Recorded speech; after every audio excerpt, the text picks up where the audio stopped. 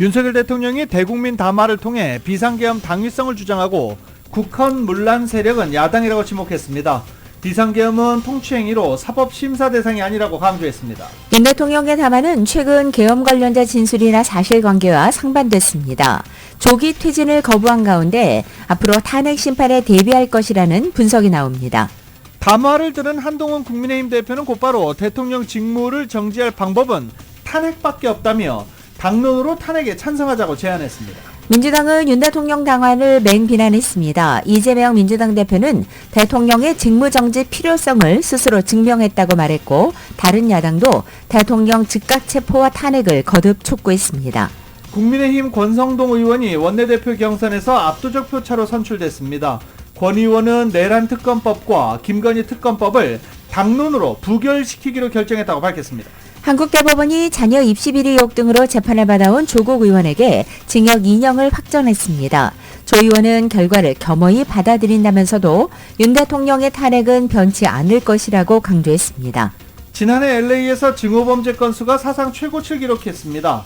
특히 유대인과 성전환자들에 대한 차별과 폭력이 급증했습니다. 아시안 여성을 상대로 폭력을 휘두르고 인종차별 발언을 쏟아냈던 남성이 혐의를 인정한 가운데 징역 10년형이 예상됐습니다.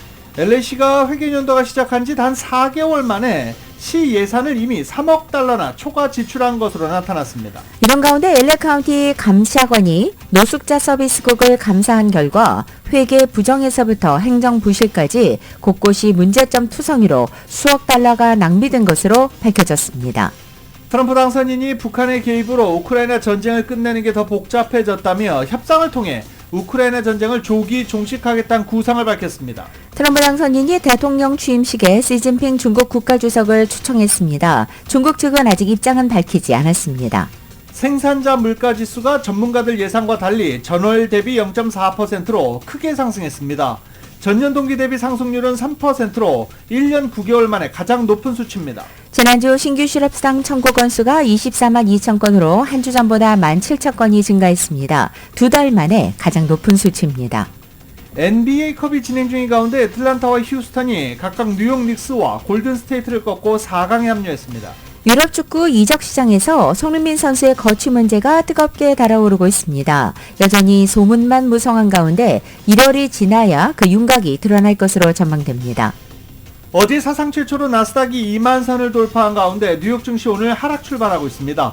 원달러 환율은 1431.9원으로 마감했습니다. 남가주는 오늘 오전에는 맑은 날씨지만 점차 흐려지겠고 늦은 오후 들어서 빗방울 떨어지는 곳 있겠습니다. LA 한인타운의 오늘 낮 최고 기온 61도로 예상됩니다. 이 시간 주요 뉴스는 하늘 위 호텔 세계 최대 항공기 아시아나항공 A380에서 차별화된 서비스를 만나보세요. 고국까지 편안하고 안전하게 모시는 아시아나항공 제공입니다.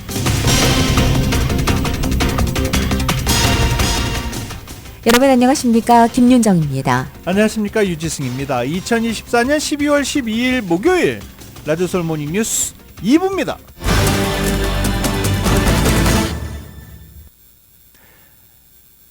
모닝뉴스 2부도 역시 한국 소식으로 문을 열고 뉴스 이어갈 수 있도록 하겠습니다. 윤 대통령이 선포했던 비상계엄 위법성을 조사하기 위한 특검법이 국회 본회의를 통과했습니다. 윤석열 정부의 위헌적 비상계엄 선포를 통한 내란행위 진상규명을 위한 특별검사 임명 등에 관한 법률안으로 명명된 이번 특별법안은 국회 본회의에서 찬성 195명, 반대 86명, 기권 2명으로 가결됐습니다. 특검법은 특검이 이번 계엄 사태와 관련한 의혹 일체를 수사하도록 합니다. 수사 대상에는 윤 대통령이 비상계엄 요건에 부합하지 않는 위법적 비상계엄을 선포하고 계엄에 대한 국회 통제 권한을 무력화한 혐의, 국회의장을 비롯한 국회의원과 정치인, 언론인의 불법 체포를 감행한 혐의 등이 포함되어 있습니다. 특검 후보자는 대통령이 포함되지 않은 교섭단체와 비교섭단체 중 다수당이 한 명씩 추천하고 대통령이 이들 중 한 명을 임명하게 했습니다. 야당이 발의한 네 번째 김건희 여사 특검법도 어제 국회 본회의를 통과했습니다. 국민의힘은 반대 당론을 정하고 투표에 참여했지만 4명이 찬성하고 2명이 기권표를 행사해 통과된 것입니다. 특검법은 김 여사 관련 15가지 의혹을 수사 대상으로 규정했습니다. 도이치모터스 주가 조작과 명품 가방 수수, 8회 지방선거와 22대 총선 선거 개입, 또 20대 대선 부정선거와 명태균 관련 사건 등에 그동안 제기된 각종 의혹들입니다. 김 여사 특검법은 앞서 3차례 야당의 주도로 국회 본회의를 통과했지만 윤석열 대통령이 제의 요구권인 거부권을 행사하고 이후 국회 재표결에서 부결 폐기되는 수순을 각각 밟아왔습니다. 이번에 통과된 김 여사 특검법에 대해서도 역시 윤 대통령이 제의를 요구할 가능성이 거론됩니다. 윤 대통령이 어제 담화를 발표했습니다. 네. 담화에서는 야당이 내란죄 선동을 하고 있다며 반박했고, 비상계엄은 대통령의 통치 행위이자 헌법 틀 안에서 이루어졌기 때문에 사법심사 대상이 아니다라고도 강조했습니다. 탄핵, 수사, 물러서지 않겠다라는 뜻도 분명히 밝혔습니다. 이 바로 전에 했던 담화와는 180도 다른 공격적인 모습이었습니다. KBS입니다. 윤석열 대통령은 비상계엄 선포를 헌법적 결단이자 통치행위로 규정했습니다. 대통령의 비상계엄 선포권 행사는 사명권 행사, 외교권 행사와 같은 사법심사의 대상이 되지 않는 통치행위입니다. 동시에 계엄 전 과정이 헌법 틀 안에서 이루어졌다고 강조했습니다. 질서 유지에 필요한 소수의 실무장하지 않은 병력만 투입됐고, 국회의 계엄 해제 의결 이후 즉각 철수를 지시했다는 겁니다. 병력이 투입된 시간은 한두 시간 정도에 불과하다며 국회 기능을 마비시킬 의도는 전혀 없었다고 말했습니다. 국회 기능을 마비시키려 했다면 평일이 아닌 주말을 기해서 계엄을 발동했을 것입니다. 국회 건물에 대한 단전 단수 조치부터 취했을 것이고, 방송 송출도 제한했을 것입니다. 야당이 내란죄 선동으로 자신을 끌어내리려 하고 있다며 이재명 대표의 유죄 선고를 피하고 조기 대선을 치르려는 것이라고 주장했습니다. 법적 정치적 책임은 지겠지만 스스로 물러나지는 않겠다는 뜻을 분명히 했습니다. 자신의 범죄를 덮고 국정을 장악하려는 것입니다. 이야말로 국헌문란 행위 아닙니까? 저를 탄핵하든 수사하든 저는 이에 당당히 맞설 것입니다. 하지만 윤 대통령은 계엄군이 국회의원을 체포하려 한 정황이 속속 드러나는 데 대해서는 어떠한 해명도 하지 않았습니다. 국회 본회의장에서 국회의원을 끌어내라고 지시했다는 특전사령관의 진술에 대해서도 언급하지 않았습니다. 윤 대통령은 오늘 지난 10일 국무회의를 통과한 법률안과 대통령령 등 42건을 제가했습니다. KBS 뉴스 장덕수입니다. 한편 어제 윤 대통령의 담화 내용에는 그동안 나왔던 계엄 관련자 진술이나 사실관계와 상반되는 내용이 여럿 있었습니다. KBS가 정리합니다. 저는 국회 관계자의 국회 출입을 막지 않도록 하였고, 국회를 해산시키거나 기능을 마비시키려는 것이 아님은 자명합니다. 국회 출입을 막지 않았다는 윤 대통령 주장과 달리 3일 밤 10시 46분부터 11시 6분, 그리고 11시 37분부터 다시 국회 출입이 통제됐습니다.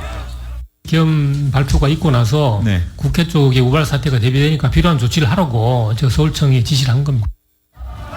국회 기능을 마비시키려 하지 않았다고 했지만 현장 지휘관들의 말은 다릅니다. 의결 정족수가 아직 다 안 채워진 것 같다. 빨리 문을 부수고 들어가서 안에 있는 인원들을 끄집어내라 라고 말씀을 하셨습니다. 특히 여야 대표와 국회의장 등 정치인 등 10여 명을 체포하려고 한 건 사실상 국회 해산 시도란 분석이 나옵니다. 계엄 해제안이 의결된 뒤 군 철수도 직접 지시했다고 주장했지만 군의 얘기는 다릅니다. 보고드리지 않았고 철수할 때 전임 국방부 장관에게 현 상황을 설명드리고 철수한다고 말씀을 드리고 철수 지시했습니다. 계엄군의 국회 장악을 막고 사상자가 발생하지 않은 건 항명을 각오한 현장 지휘관들의 판단 때문이었다는 증언도 잇따랐습니다. 병력들이 나중에 법을 이행해야 되는 범법자가 되는 문제와 강제로 깨고 들어가면 너무 많은 인원들이 다치기 때문에 차마 그것은 옳지 않다고 판단했습니다. 정치적 중립을 훼손하기 때문에 이건 안 된 것 같다 이렇게 제가 생각을 해서 접촉하고 있는 대대장한테 일단 뒤로 물러라. 윤 대통령은 계엄 당시 동원 병력이 국회 질서 유지를 위한 소수였다고 주장했지만 민주당은 전체 계엄군이 1,300명이 넘는다고 반박했습니다. KBS 뉴스 유호윤입니다. 더불어민주당과 조국혁신당, 개혁신당, 진보당, 기본소득당, 사회민주당 등 야6당은 윤석열 대통령에 대한 두 번째 탄핵소추안을 발의했습니다. 탄핵안 발의에는 야6당 의원 191명 전원이 참여했습니다. 탄핵안은 이미 1차 탄핵안 할 때 다 소식을 전해드렸는데요. 탄핵안은 본회의에 보고된 뒤 24시간 이후 72시간 이내에 표결해야 합니다. 민주당은 13일 탄핵소추안이 본회의에 보고된 뒤 14일 오후 5시 이를 표결한다는 계획입니다. 첫 번째 탄핵안과 마찬가지로 이번에 발의한 탄핵안에도 윤 대통령이 계엄에 필요한 요건을 충족하지 못한 채 법률, 헌법을 위반해 비상계엄을 발령해 국민 주권주의와 권력 분립의 원칙을 위반했다는 점 등이 주요 탄핵 사유로 담겨 있습니다. 국회 사무처는 윤석열 대통령에 대한 탄핵소추안의 본회의 보고와 표결이 이루어지는 13일과 14일 이틀 동안 외부인의 국회 출입을 전면 제한한다고 밝혔습니다. 사무처는 어제 국회 경내에서 외부인이 참여하는 행사 또한 모두 금지하기로 했다면서 13일과 14일에는 국회 공무원증 또는 국회 출입증을 소지한 사람만 국회 외곽문을 통해 출입할 수 있다고 밝혔습니다. 더불어민주당 등 야권이 어제 발의한 윤 대통령에 대한 두 번째 탄핵소추안은 13일 본회의에 보고되고 그 이튿날인 14일에 표결이 이루어집니다.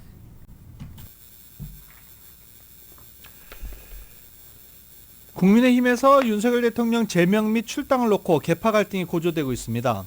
당 윤리위원회는 한동훈 대표 소집 요구에 따라 여의도 당사에서 윤 대통령 제명 출당 안건을 논의하기 위한 회의를 개최했습니다. 앞서 한 대표는 윤 대통령의 담화를 보고 윤석열 대통령 제명 출당을 위한 윤리위원회 소집을 긴급 지시했다며 더 이상 윤 대통령이 대통령직을 수행할 수 없다라고 밝혔습니다. 친한계는 계엄 선포로 당에 심각한 해를 끼쳤다는 점을 고려하면 징계 사유는 충분하다라고 말했습니다. 이에 대해서 친윤계를 중심으로 강한 반발 기류가 형성됐습니다. 권성동 원내대표는 윤리위 소집을 해서 제명하는 것보다 그런 의사를 용산 대통령실에 전달하면 대통령께서 알아서 거취 문제를 판단하지 않을까 하는 생각이다 라고 밝히기도 했습니다. 윤 대통령이 윤리위 소집에 대해서는 어떤 입장을 밝혔는지 아직 확인되지 않았습니다. 비상계엄 사태에 따른 탄핵 정국에서 친윤계 권성동 의원이 어제 국민의힘 원내대표 경선에서 압도적 표차로 선출됐습니다. 그동안 지지를 표명했던 친윤계 영남 중진 의원들에 더해서 당내에서 중립 성향으로 분류되는 의원들도 권 의원에게 표를 던진 결과로 풀이됩니다. 권 원내대표는 윤석열 대통령 대선 후보 당시 비서실장을 지냈고 윤석열 정부 출범 직후 초대 원내대표를 맡았습니다. 원조 친윤으로 불렸습니다. 앞서 한동훈 대표는 탄핵 정국의 원내대표 자리에 권성동 의원이 부적절하다고 반대 의사를 밝혔지만 원내 다수 의원이 새 원내사령탑으로 권성동 의원을 선택한 것입니다. 국민의힘 주류가 여전히 친윤 또 영남에 있다는 점이 거듭 확인된 셈이고 비윤 성향의 김 의원을 지지했던 친한계는 원내 장악력의 한계를 다시 한번 절감하게 됐다는 평가가 동시에 제기되고 있습니다. 한편 탄핵안 표결 등의 전국 수습 과정에서 이 양측 갈등은 더욱 커질 것으로 보입니다. 권 원내대표는 한 대표가 윤 대통령 탈당이나 탄핵을 주장할 때 부정적인 입장을 표명한 바 있기 때문입니다.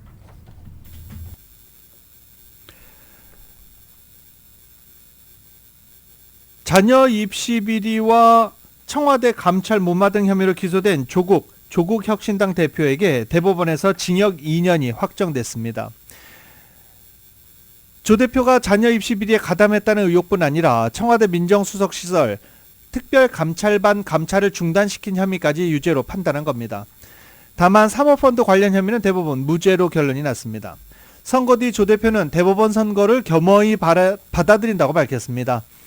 조국 대표는 법과 원칙을 지키는 시민으로 책임을 다하겠다며 저는 잠깐 멈춥니다. 그러나 이는 결코 조국 혁신당의 후퇴를 의미하는 것은 아니다라고도 말했습니다. 불구속 상태에서 재판을 받았던 조 대표는 징역 2년의 실형이 확정된 만큼 수용 생활을 하게 되며 수용 생활을 마친 뒤에는 앞으로 5년간 선거에 나설 수 없게 됩니다. 이에 따라 다음 대선 출마는 사실상 불가능합니다. Don't want a lot for Christmas. There is just one thing I need. Don't care about 12월 12일 목요일 남가주의 날씨입니다. 오늘 남가주 지역의 낮 기온이 크게 떨어져 쌀쌀해지고 오후에는 비 소식도 나와 있습니다. the fireplace. 오늘 아침 현재 출근길 대체로 맑은 하늘로 출발하고 있지만 오후가 되면서는 점차 구름이 늘겠고 곳곳에 빗방울 떨어지는 곳도 있겠습니다. 오늘 낮 기온은 어제보다 8도에서 10도가량 떨어집니다. 그리고 금요일인 내일 낮 기온은 오늘과 비슷하게 유지되지만 내일은 풍부한 햇살 덕분에 오늘보다는 온화하게 느껴지겠습니다. 다만 토요일 다시 구름길 흐린 날씨로 바뀌겠고 이번 주 주말까지는 대체로 서늘한 낮 기온이 이어지겠습니다. LA 한인타운의 오늘 낮 최고 기온 61도, 밤 최저 기온 45도, 오렌지 카운티 지역 64도, 47도, 밸리와 일란드 엠파이어 지역 66도, 41도, 해안 지역은 62도, 48도로 예상됩니다. 한국 오늘 전국이 흐리고 서부 지역에는 눈 또는 비가 내리겠습니다. 서울의 오늘 아침 최저 기온 19도, 낮 최고 기온 39도로 예상됩니다. 말리부에서 발생한 이 프랭클린 산불이 더욱 확산돼서 4,037에이커를 전소시키고 7%의 진화율을 현재 보이고 있습니다. 이제 바람이 조금 잦아들면서 진화에 속도가 붙을 것으로 기대를 하고 있습니다. 이번 대형 산불로 인해서 소실된 건물은 9채, 파손된 건물은 6채로 알려지고 있습니다. 여전히 수만 명의 주민들이 대피령에 처해 있는 상태인데 다행히 부상자는 아직 보고되지 않았습니다. 산불이 계속 서쪽으로 확대되고 있다라며 캘리포니아 소방국은 우려를 나타냈지만 아까도 말씀드렸지만 이 바람이 잦아들고 있습니다. 진화에 속도가 붙기를 기대를 해보겠습니다. LA 카운티 셰리프국에 따르면 이번 화재로 2만 명의 주민에게 대피령이 내려졌는데 이 중 12,600명은 강제 대피, 7천여 명에게는 대피 경고가 내려진 상태입니다. 소방대원들은 구조물 보호를 위해서 저지선을 확보하면서 최선을 다하고 있다고 밝혔습니다. 남가주 에디슨사는 적색경보가 해제되면서 어젯밤부터 일부 지역에 차단됐던 전력을 다시 공급하기 시작했습니다. LA 카운티 감사관이 노숙자 서비스국을 감사했습니다. 그 결과 회계 부정에서부터 행정부실까지 곳곳이 문제점 투성이로 수억 달러가 낭비된 것으로 밝혀졌습니다. 보도국에서 전해드립니다. 감사 결과 라샤는 기본적인 회계 관리조차 제대로 하지 못한 것으로 밝혀졌습니다. 하청업체에 성금만 지급한 채 회수는 포기했고 50만 달러가 넘는 계약금을 장부에 제대로 기재하지도 않았습니다. 더 충격적인 것은 한 정부기관의 자금을 무단으로 다른 곳에 전용하는 등 명백한 회계 부정까지 저지른 사실입니다. 특히 지난 5년간 임시주거시설의 4분의 1을 방치하다시피 하면서 2억 1,800만 달러의 혈세를 허공에 날린 것으로 드러났습니다. 이는 LAHSA가 노숙자들의 복지는 안중에도 없이 시설 관리비만 축내온 것 아니냐는 의혹을 불러일으키고 있습니다. 계약 관리 실태는 더욱 심각했으며 5개 수령기관에 지급된 500만 달러에 대한 증빙 서류조차 제대로 갖추지 못했습니다. 이는 공공기관으로서 가장 기본적인 책임조차 저버린 것이라는 비판이 쏟아지고 있습니다. 내부 감사 시스템은 유명무실했으며 라샤의 내부 감사부서는 독립성을 상실한 채 제 역할을 전혀 하지 못했으며 감사 계획조차 제대로 수립하지 않았습니다. 이는 사실상 자정 능력을 완전히 상실했다는 것을 의미합니다. 이러한 부실 운영의 최대 피해자는 결국 노숙자들이었습니다. 임시주거시설 입소자 중 고작 20% 미만만이 영구주거지를 찾는데 성공했다는 통계는 라샤가 얼마나 무능하게 운영되어 왔는지를 잘 보여줍니다. 린지 호르바스 LA 카운티 감독위원회 의장은 이번 감사 결과는 LAHSA가 더 이상 노숙자 서비스를 맡길 수 없는 수준임을 보여준다며 새로운 카운티 부서 설립을 통한 전면적인 개혁을 제안했습니다. LA시의회 관계자는 수억 달러의 혈세를 쏟아부었지만 노숙자 문제는 전혀 나아지지 않았다며 이는 라샤의 무능과 부실한 관리가 빚은 참사라고 강하게 비판했습니다. 라디오 서울 보도국 뉴스룸입니다. 이 회계연도 하면은 이 년을 걸쳐서 하죠. 가을에 시작이 됩니다, 보통. 네. 2004년, 2024, 25 이렇게 회계연도가 진행이 되는데 LA시 회계연도 시작한 지 이제 4개월 좀 지났죠. 예산을 벌써 3억 달러나 초과해 지출했습니다. 이 시운영을 어떻게 하는 건가요? 보도국에서 전해드립니다. LA시 행정관은 이번 주 발표한 보고서에서 시정부 부서의 법적인 책임에 대한 소송 비용과 인건비가 늘어나면서 시가 어려운 재정 상황에 처해 있다고 지적했습니다. 시정부가 초과 지출한 예산 중 3분의 1은 LA시를 상대로 소송을 제기한 사람들에 대한 법적 배상금이 늘어난 데 따른 것으로 지적됐습니다. LA시는 시정부 책임에 대한 배상금 계정에서 1억 1,200만 달러를 초과 지출했는데 이는 연간 예산의 2배가 넘는 금액입니다. 시정부의 법적 책임에는 경찰의 권력 남용이나 과실과 관련해 시정부가 피해자들에게 제공한 합의금이 포함되는데 경찰국과 관련된 배상금이 전체 배상금의 40%를 차지합니다. 또 울퉁불퉁한 시내 보도에서 주민들이 낙상하면서 시정부를 상대로 제기한 소송에서의 합의금도 포함됩니다. 최근 법원에서 시정부를 상대로 한 피해보상 소송에 대해 합의금 액수를 전반적으로 늘린 것이 예산 지출이 초과된 원인으로 지목됩니다. 코로나 팬데믹으로 인해 지연된 법원 사건들이 이제야 해결되고 있는 것도 원인으로 지적됩니다. 또 여러 부서에서 초과 지출이 발생했습니다. 소방국은 소방대원들과 새근로 계약으로 인해 무려 9천만 달러가 넘는 초과 지출을 했습니다. 소방관들은 기본급이 연간 3% 인상되며 2027-2028 회계연도까지 총 기본급 인상은 12%에 달합니다. 시검찰에서는 2,500만 달러, 경찰국에서는 2,000만 달러, 교통국에서는 1,400만 달러의 초과 지출이 보고됐습니다. 밥블루맨필드 LA시 예산위원회 위원장은 예산 부족을 해결하기 위해 LA시 서비스 삭감이 절실하다고 밝혔습니다. 예산 부족을 위해 시공무원 채용을 늦추는 것에서부터 시정부 각 부서에 적자를 흡수하도록 요청하는 것에 대해 논의 중인 것으로 드러났습니다. 라디오 서울 보도국 뉴스룸입니다. 앞으로는 LA시에서 스마트폰 앱을 활용해 문자로 도로변 주차 미터기에 추가 요금을 지불할 수 있게 됩니다. LA시 교통국은 앱 개발업체와 파트너십 관계를 맺고 LA 한인타운 인근의 라치몬트 지역과 다운타운 리틀도쿄에서 텍스트 페이 미터스 프로그램을 시범 실시하고 있다고 밝혔습니다.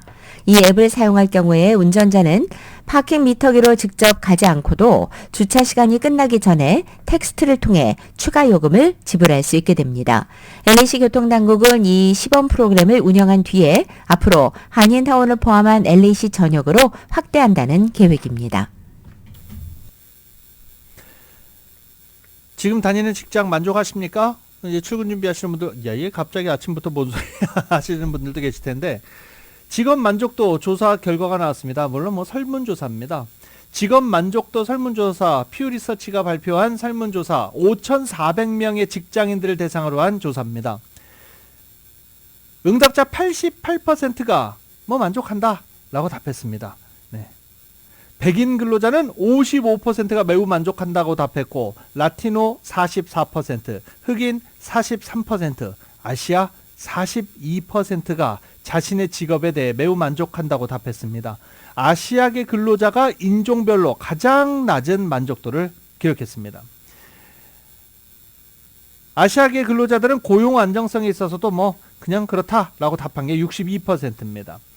응답자 3분의 1 이상은 승진 기회에 대해서 만족하지 않거나 전혀 만족하지 않는다라고 답한 것으로도 나타났습니다.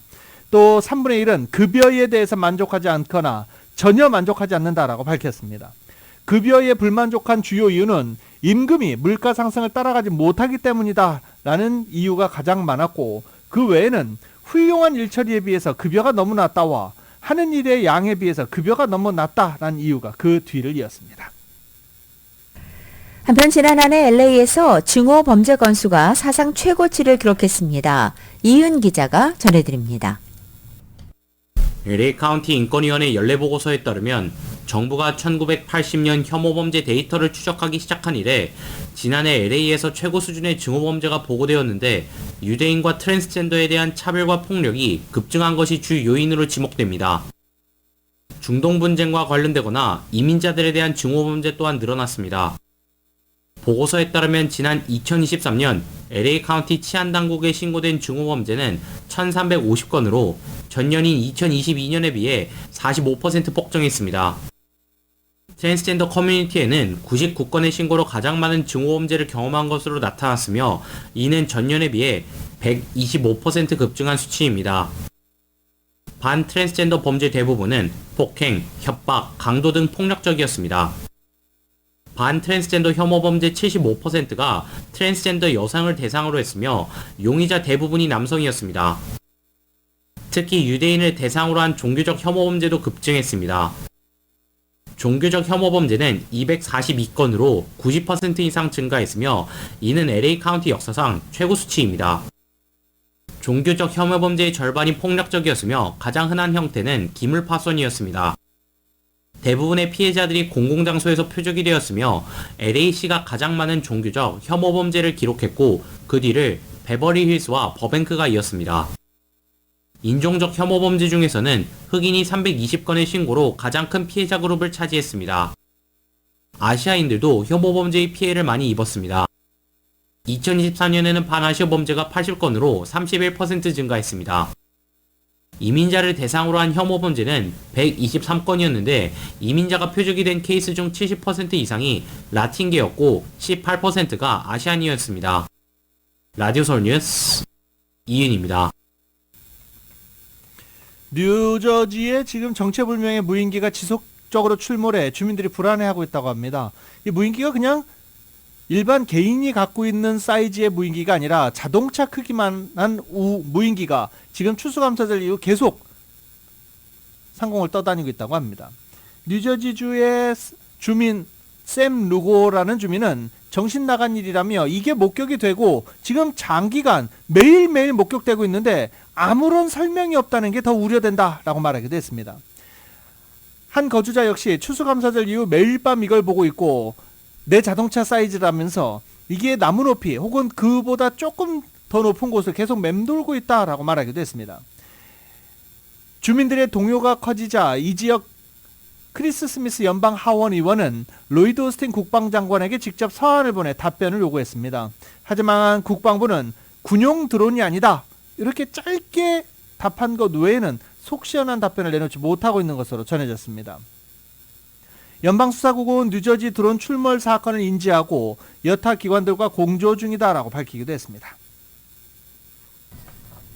건강보험회사 대표를 총으로서 살해한 루이지 만조니에 대한 기부와 지지가 쇄도하자 범죄자를 영웅시하는 기류에 우려의 목소리가 나오고 있습니다.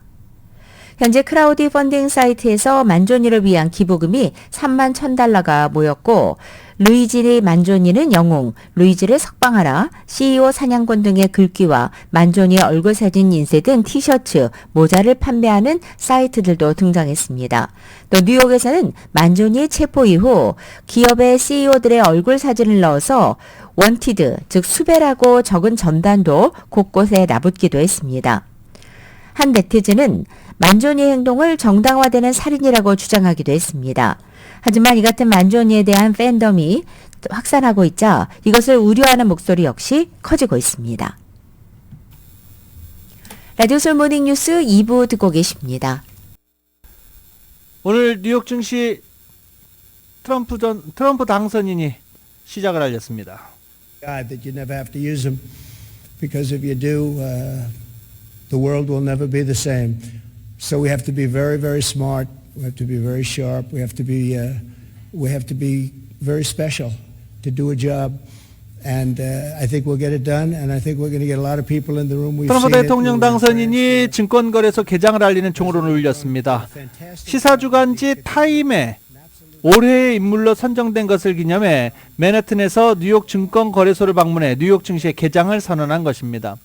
선거 유세 때 자신의 등장곡이었던 God Bless the USA가 울려 퍼지는 가운데 행사장의 모습을 드러낸 트럼프 당선인은 종을 울리는 행사에 앞서서 연설을 했습니다. 그러면서 과거에 본 적 없는 수준의 경제를 일구일 것이라며 우리가 미국으로 그리고 모두가 미국으로 돌아오고 있다라고 말했습니다. 또 물가를 낮추고 세금을 내리는 한편 석유 생산량을 늘리겠다는 등 자신의 대선 당시 내세웠던 경제 관련 공약을 재확인하기도 했습니다. 또 1월 20일 취임식에 초청한 일부 인사들에 대해서도 조금 위험하다며 우려했다고 소개한 뒤 어떤 일이 일어날지는 지켜보자라고 말하기도 했습니다. 트럼프 당선인은 뉴욕 증권거래소 방문에는 멜라니아 여사, JD 벤스 부통령 당선인, 보건복지부 장관 지명자 로버트 캐니어 주니어 등 다음 달에 출범하는 집권 2기 요인들이 함께했습니다. 역대 최대 규모의 불법 체류자 추방을 공약한 트럼프 당선인이 집권 후 예배당, 학교 등에서의 불법 체류자 체포를 자제하는 정책을 폐지할 것이라고 NBC 뉴스가 어제 보도했습니다. 현재는 이민세관 단속국 아이스 요원이 예배당이나 학교, 병원, 장례식장, 결혼식장, 공개 시위 현장 같은 민감한 장소나 그 근처에서는 감독관의 승인 없이 이민자를 체포하지 않고 있는데 트럼프 당선인은 이 같은 정책을 폐기하려 한다는 것입니다. 이런 구상은 미국 역사상 최대 규모의 불체자 추방 작전을 수행하려는 트럼프 당선인 계획의 일환으로 미 전역에서 불체자를 신속하게 체포하기 위한 것이라고 뉴스는 소개했습니다. 장소 제약 없는 불체자 체포는 트럼프 일기 행정부 고위 당국자 출신 인사들이 집필자로 다수 참여한 강경 우파 정책집인 이 프로젝트 2025에 적시된 것입니다.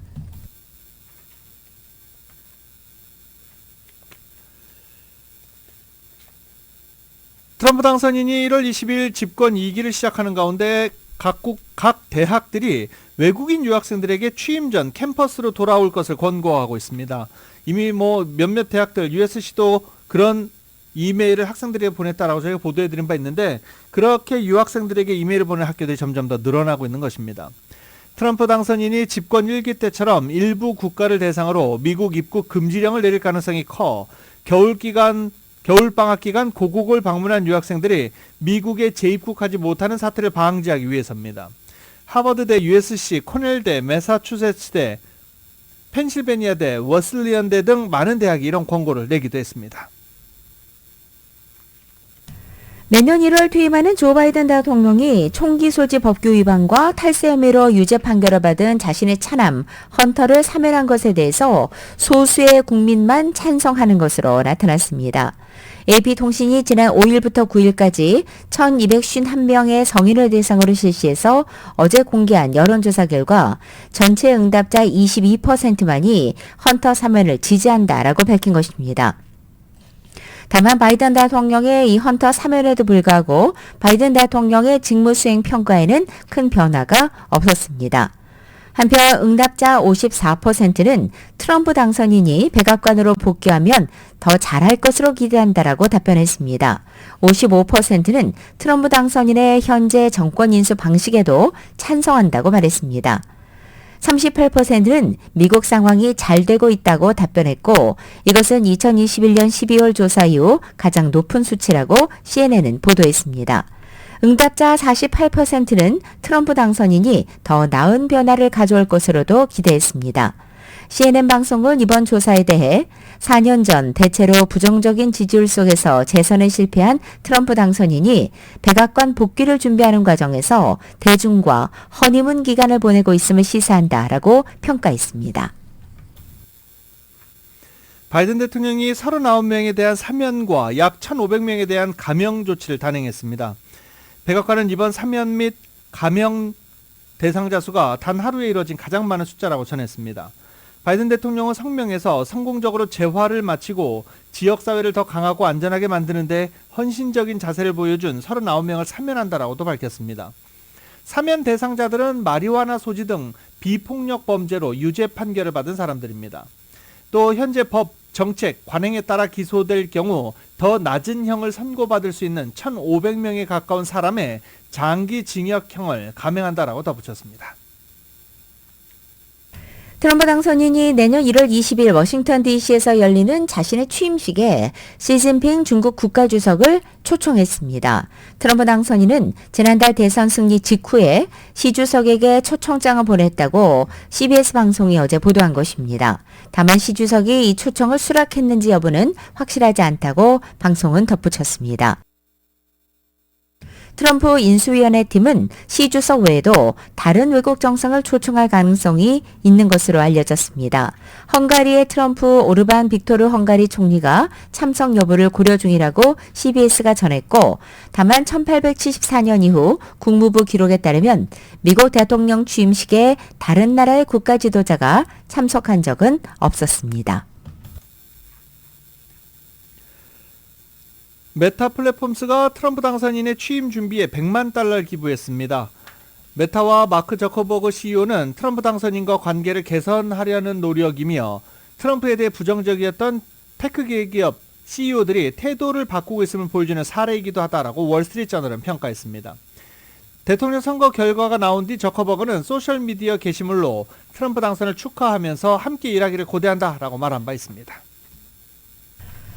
연방노동부는 오늘 아침 지난주 신규 실업수당 청구 건수가 24만 2천 건으로 한 주 전보다 17,000건 증가했다고 밝혔습니다.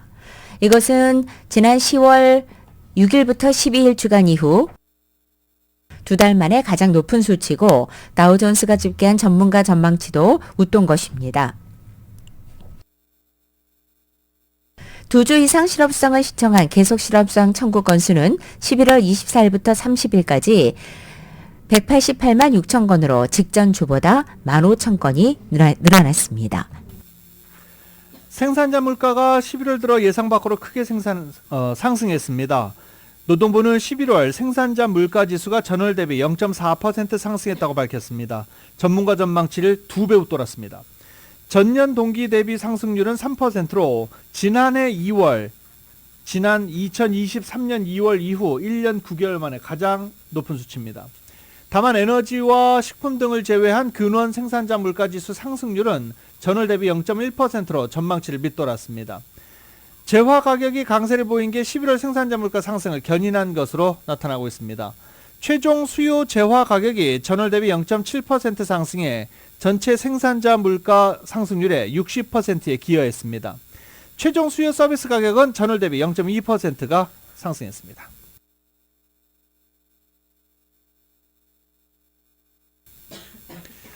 지금 오늘 일단 뉴욕 증시는 하락하고 있는데요. 나스닥 지수 어제 처음으로 2만 선을 돌파하면서 질주를 이어갔습니다. 금리 인하와 함께 트럼프 2기 행정부가 규제 완화에 나설 것이라는 기대가 작용한 것으로 분석되고 있습니다. 그리고 어제 테슬라 주가가 사상 최고치를 또 기록하기도 했습니다. 오늘은 어떻게 될까요? 일단 오늘 뉴욕 증시가 출발은 하긴 했는데 어제 증시 상황 잠시 살펴보고 넘어가겠습니다. 미국 나스닥 지수는 전날보다 1.77% 오른 2만 34선에 장을 마쳤습니다. 1971년 100으로 시작했던 미국 나스닥 지수는 2020년 만 선을 넘어섰고 5년도 안 돼 2만 선을 돌파했습니다. 구글 모기업인 알파벳과 아마존, 페이스북 모기업 메타가 시장 상승을 이끌었고 특히 테슬라는 역대 최고가를 또 갈아치웠습니다.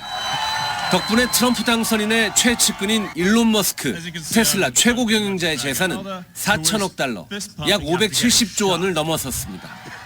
대형 기술주들의 강세는 미국의 기준금리가 추가로 더 내릴 것이란 전망이 영향을 미쳤습니다. I think the markets are saying today that obviously this sets the stage for the Fed to cut next week, and I think the markets are cheering that. 미국 증시가 나홀로 질주를 이어가고는 있지만 동시에 역사적인 고점으로 오른 상태라는 경고도 나옵니다. 거품이 껴있다는 말입니다. Particularly if you look at things like the Nasdaq, you're starting to get to definitely frothy ranges, but right now it's definitely still risk on. 트럼프 행정부가 규제를 완화할 거라는 기대도 미국 증시에 활력을 불어넣고 있습니다. 트럼프 당선인은 오늘 뉴욕 증권거래소를 방문해 개장 종을 울릴 예정입니다. 워싱턴에서 KBS 뉴스 김경수입니다. 2024년 12월 12일 목요일에 전해드린 라디오솔 모닝뉴스 마치겠습니다. 지금까지 진행의 유지승, 김윤정이었습니다. 잠시 후 9시에는 강혜신의 오늘의 미국이 방송됩니다. 함께해 주신 여러분 고맙습니다.